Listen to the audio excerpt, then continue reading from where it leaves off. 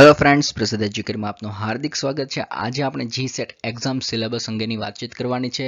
આપણને દરેકને ખબર છે કે જીસેટમાં બે પેપર આવે છે। પહેલું હોય છે જનરલ પેપર અને બીજું હોય છે સબ્જેક્ટ રિલેટેડ પેપર। તો આજે આપણે જે વાત કરવાની છે તે છે જનરલ પેપર 1 ની, જેનું નામ છે અધ્યાપન અથવા તો શિક્ષણ અને સંશોધન અભિયોગ્યતા। હવે આ અભ્યાસક્રમની સાથે સાથે મેં અહીં પ્રશ્નો પણ રજૂ કરેલા છે, એટલે અભ્યાસક્રમની સાથે સાથે કેવા પ્રશ્નો પૂછાશે તે પણ તમને આઈડિયા આવી શકે। એટલે જે પૂછાઈ ગયેલા છે જીસેટના આપણે પ્રશ્નો તે મૂકેલા છે, જેથી તમને આઈડિયા આવી શકશે। સૌપ્રથમ વાત કરીએ એકમ 1 ની, અને તેના પહેલા પણ હું એક વાત કરી દઉં। એકમ 1 બોલતા ટોટલ એકમની સંખ્યા છે 10 એકમમાંથી તમને 50 પ્રશ્નો પૂછવામાં આવશે અને તેના ગુણ રહેશે 100, એટલે કે એક પ્રશ્નના 2 ગુણ। એવી રીતના વાત કરીએ તો એક એકમમાંથી કેટલા પ્રશ્નો પૂછાશે? 5। જો 10 એકમમાંથી 50 પ્રશ્નો પૂછાતા હોય તો એક એકમમાંથી કેટલા પ્રશ્નો પૂછાશે? 5, અને 5 પ્રશ્નોના કેટલા ગુણ રહેશે? 10 ગુણ। તે ફરજિયાત છે, એક એકમમાંથી 5 પ્રશ્નો જ પૂછાશે, 6 નહીં પૂછાય કે નહીં 4 પૂછાય, એટલે તમારે દરેક ઉપર ધ્યાન આપવું જરૂરી છે। તો હવે વાત કરીએ એકમ 1 ની, કે જેનું નામ છે અધ્યાપન અથવા તો શિક્ષણ અભિયોગ્યતા।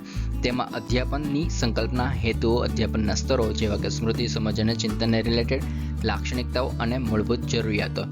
ત્યારબાદ અધ્યેતા એટલે કે શીખનારની લાક્ષણિકતાઓ, ત્યારબાદ અધ્યાપનને અસર કરતા પરિબળો, ઉચ્ચ શિક્ષણની સંસ્થાઓના અધ્યાપનની પદ્ધતિઓ, અધ્યાપન સહાયક પ્રક્રિયા, મૂલ્યાંકન પ્રણાલી, તેને રિલેટેડ પ્રશ્નો પૂછવામાં આવશે। સાથે સાથે પોઝ કરીને તમે ડિટેલમાં પણ માહિતી મેળવી લેજો। જોઈએ પ્રશ્નો તો કેવા પૂછવામાં આવે છે કે ખુલ્લા પુસ્તક પરીક્ષણ પદ્ધતિ આ છે, તો તમારે આમાંથી પસંદ કરવાની રહેશે। હવે આ છે અધ્યાપન અથવા તો શિક્ષણ અભિયોગ્યતા, તેને રિલેટેડ આવા પ્રશ્નો તમને પૂછવામાં આવશે। બીજું જોઈએ તો ચિંતનાત્મક શિક્ષણની વિદ્યાર્થીઓને, તો આમાંથી તમારે એક પસંદ કરવાનો રહેશે। આ શું છે? એક પ્રકારનું જેને સાયકોલોજી ને એવું બધું જે જાણતા છે, તો બીએડ જે કરેલો છે તેના માટે આ ઇઝી પડશે। પણ જો કદાચ તમારે સમય રહેતો હોય અને કદાચ માનો કે તમારો સબ્જેક્ટ રિલેટેડ કાંઈ તમે બહુ વાંચન કરતા હોય અને થોડો કંટાળો ચડે, તો વચ્ચે આ પણ એક વખત નજર ફેરવી લેવી। હવે વાત કરીએ એકમ 2 ની, જેનું નામ છે સંશોધન અભિયોગ્યતા। તેમાં સંશોધનનો અર્થ, પ્રકારો, લાક્ષણિકતાઓ, સંશોધન માટે પ્રત્યક્ષવાદ એટલે કે પ્રમાણવાદ અને ઉત્તર પ્રત્યક્ષવાદી અભિગમ, ત્યારબાદ સંશોધનની પદ્ધતિઓ જે પ્રયોગાત્મક, વર્ણનાત્મક, ઐતિહાસિક, ગુણાત્મક અને સંખ્યાત્મક પદ્ધતિઓ છે, સંશોધનના સોપાનો, શોધ નિબંધ અને સંશોધન પેપર લેખન, ત્યારબાદ સંશોધન માહિતી અને પ્રત્યાયન ઔદ્યોગિકરણનું ઉપયોજન અને સંશોધન આચાર સંહિતા રિલેટેડ તમારે પ્રશ્ન આવશે। જેવા કે ઐતિહાસિક સંશોધનમાં નીચે આપેલો કયો વિકલ્પ અવરોધ પેદા કરે છે? તો તમે આ જોયેલો છે, પ્રાથમિક માહિતી છે, બહુ ડીપમાં આપણે કંઈ જવાની જરૂર નથી, બરોબર છે।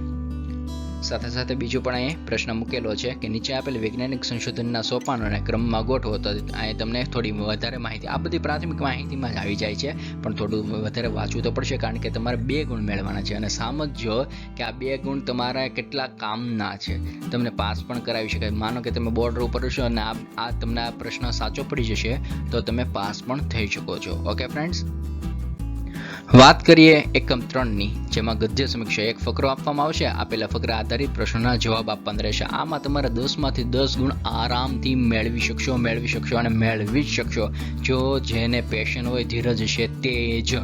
સમજાય છે? ઉતાવળિયા સ્વભાવ આમાંથી માર્ક ગુમાવી બેઠે છે। આ 10 માર્ક તમારે અચૂક મેળવવાના છે ને મેળવવાના જ છે। જેમ કે આવો એક ફકરો આપવામાં આવશે, આ પૂછાઈ ગયેલું જ છે, એમાંથી જ મેં તમને બધા પ્રશ્નો લીધેલા છે। એક આવો પ્રશ્ન પૂછવામાં એક પેરેગ્રાફ આપવામાં આવશે, તેના પરથી તમને 5 પ્રશ્નો પૂછવામાં આવશે, બરોબર છે। તમારે પોઝ કરીને આખું પહેલાં વાંચી લો, પછી તમે આમાંથી પ્રશ્નના જવાબ આપી શકો છો। આવી રીતના અમે પૂછાઈ ગયેલા છે તે જ છે, એટલે જીસેટનું પેપર જ છે, બરોબર છે। આવી રીતના 5 પ્રશ્નો પૂછવામાં આવશે, એટલે કે 10 ગુણના આ પ્રશ્નો છે 5। ઓકે, તમે આમાં 10 માંથી 10 આરામથી લાવી શકો, કારણ કે તમારી પાસે ઓપન બુક એક્ઝામની જેમ જ છે। એ પણ નાનો એકડો પેરેગ્રાફમાંથી તમારે જવાબ ગોતવાના છે, બીજું કાંઈ નવીન છે નહીં, બરોબર છે। એટલે આ 10 ગુણ તો તમારે આવવા જોઈએ અને આવવા જ જોઈએ। હવે વાત કરીએ એકમ 4 ની, જેનું નામ છે પ્રત્યાયનની।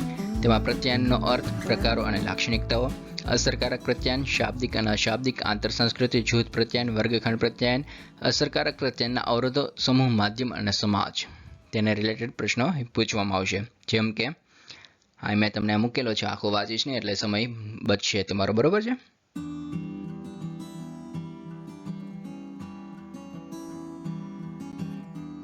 હવે વાત કરીએ એકમ 5ની ગાણિતિક તર્ક અને અભિયોગ્યતા.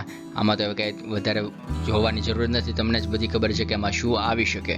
તૈયારી કરતા હોય એટલે જે કોમ્પિટિટિવ એક્ઝામની તૈયારી કરતા હોય તેમને આ અચૂક ખબર જ છે. હવે એકમ 6ની વાત કરીએ, જે છે તાર્કિક તર્ક. હવે અહીંયા તાર્કિક તર્ક એટલે કે તર્ક સંગત દલીલોની વાત છે. તો આમ હશે તો આમ થયું છે, આમ હશે તો આમ થયું છે, તો આમ શું હશે? મેન તો આમાં મોટે ભાગે વેન ડાયાગ્રામ પૂછાતું હોય છે. શું પૂછાતું હોય છે? વેન ડાયાગ્રામ, જે આરામથી તમને આવડી શકે. પણ જો મગજ ચલાવો તો તમને દેખાતું અલગ હશે. તમને પહેલી નજરે જોશો તો તમને એમ જ લાગશે આનો આન્સર આ છે, પણ તે ખોટો હશે. બરોબર છે? નિરાંતે તમારે સમય લેવાનો છે. એટલે આ એક્ઝામ જ એ રીતની હોય છે કે અમુક પ્રશ્નો સમય લેતા હોય છે ને અમુક પ્રશ્નો સમય લેતા ન હોય. ને તમને કોઈ પણ એવી રીતના ગાઈડન્સ આપતા હોય કે તમને 100 પ્રશ્ન પૂછવાના છે અને તમારે એક પ્રશ્નને 1 જ મિનિટ આપવાની છે, એવું તમને એક્ઝામ્પલ તરીકે કહું તો એવું કંઈ હોતું નથી. અમુક પ્રશ્ન એવા હોય છે કે 2 મિનિટ પણ લેતા હોય, 3 મિનિટ પણ લેતા હોય. તેની સામે અમુક પ્રશ્ન એવા હોય કે માત્ર સેકન્ડોમાંથી જતા હોય. બરોબર છે? કારણ કે દરેક પ્રશ્ન 1-1 મિનિટ લે એવું જરૂરી હોતું નથી. ને અમુક પ્રશ્ન 3 મિનિટ પણ લઈ લે તેમાં કંઈ મૂંઝવવાની જરૂર નથી. એ આપણી ઉપર છે, ડિપેન્ડ કરે છે. બરોબર છે? તમારા દલીલોની રચનાની સમજ, આગમન તર્ક અને નિગમન તર્કનો ભેદ પારખવો અને તેનું મૂલ્યાંકન કરવું, સંબંધ ઘટાયક, વેન ડાયાગ્રામ, ભારતીય તર્ક, પ્રમાણસ અને અનુમાનની રચના અને પ્રકાર, સાથે સાથે વ્યાપ્તિ, સ્થાયી સંબંધ અને હેત્વાભાસ. હવે તમે પ્રશ્ન જોશો એટલે તમને ખબર પડી જાય છે કે આ તો સાવ સહેલું છે. બરોબર છે? આમાંથી તમને એમ લાગે કે આનું વાંચીને તમે પોઝ કરીને જોઈ લેજો, આ તો મને આવડે. પણ તમે જ્યારે આની કી જોશો ત્યારે તમને ખબર પડશે કે ઓહો, આનો આન્સર આવો આવ્યો હતો. પણ માત્ર શું કરવાનું છે? ધીરજ ધરવાની છે. ધીરજ ધરવાની છે. એકમ 7ની વાત કરીએ, જેનું નામ છે માહિતીનું અર્થઘટન. માહિતીના સ્ત્રોતો, પ્રાપ્તિ અને વર્ગીકરણ, સંખ્યાત્મક અને ગુણાત્મક માહિતી, આલેખીય રજૂઆત, માહિતીનું અર્થઘટન અને માહિતી શાસન. આલેખીય રજૂઆતમાં બાર ચાર્ટ, સ્તંભાલેખ, વર્તુળાલેખ, ટેબલ ચાર્ટ અને રેખીય ચાર્ટ માંથી તમારે પસંદ કરવાના હોય છે. મેં તમને આપેલા છે વિડીયો, તે પણ જોઈ શકો છો. અને આમાંથી પણ 10માંથી 10 મળી જ શકે જો તમે ધ્યાનથી જવાબ લખો તો. હવે સમજો, આની પહેલાનો જે એકમ હતો, ત્રીજો એકમ, તેમાં પણ તમે 10માંથી પેરેગ્રાફ આપેલો હોય, તેમાં 10માંથી 10 આવે ને આવે જ. આમાં પણ 10માંથી 10 આવે ને આવે જ. એટલે તમારા 20 ગુણ પાકા થઈ ગયા. બરોબર છે?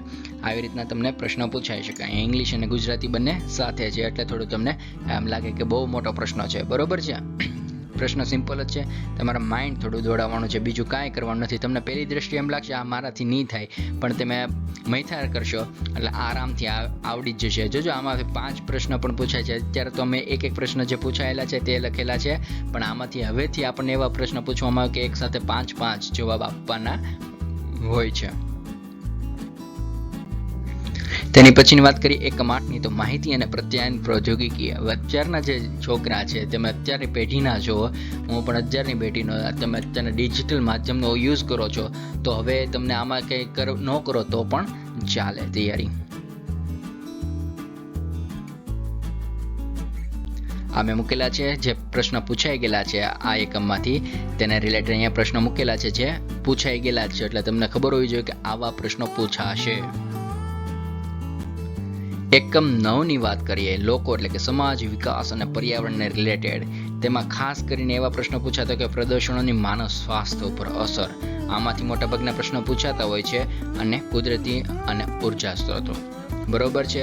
અને સાથે સાથે હમણાંથી આપણે પર્યાવરણની સમસ્યાના પ્રશ્નો પણ તેમાં જોવા મળે છે વધારે પડતા. બરોબર છે? તો આમાં મુખ્ય શું છે? વિકાસ અને પર્યાવરણ, માનવ અને પર્યાવરણ વચ્ચેની આંતરક્રિયા, પર્યાવરણીય સમસ્યાઓ, પ્રદૂષણની માનવ સ્વાસ્થ્ય ઉપર અસર. આ મોટાભાગના આવા પ્રશ્નો પૂછાતા હોય છે. અને કુદરતી અને ઉર્જા સ્ત્રોતો. આમાં આ 2 જેવા ટોપિક છે, તેમાંથી વારંવાર વધારે પ્રશ્નો પૂછાતા હોય છે. કુદરતી જોખમો અને આપત્તિઓ, પર્યાવરણીય સંરક્ષણ ધારો.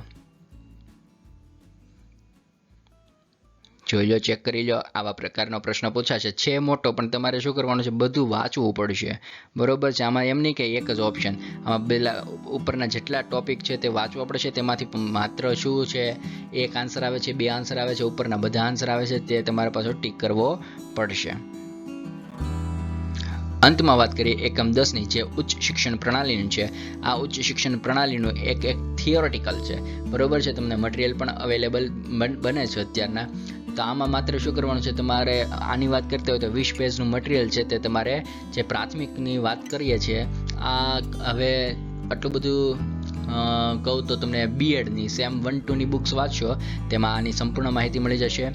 એકમ 10ની વાત કરું છું, ઉચ્ચ શિક્ષણ પ્રણાલી બીએડ 1-2ની કોઈ પણ સારું એવું મટીરિયલ તમે મળી જાય તેમાંથી 20 પેજ જેવું તમારે વાંચવાનું રહેશે, એટલે કે 10માંથી 10 ગુણ આરામથી મેળવી શકશો. જોઈએ કેવા પ્રશ્ન પૂછાય છે, તો અહીંયા આપેલું છે.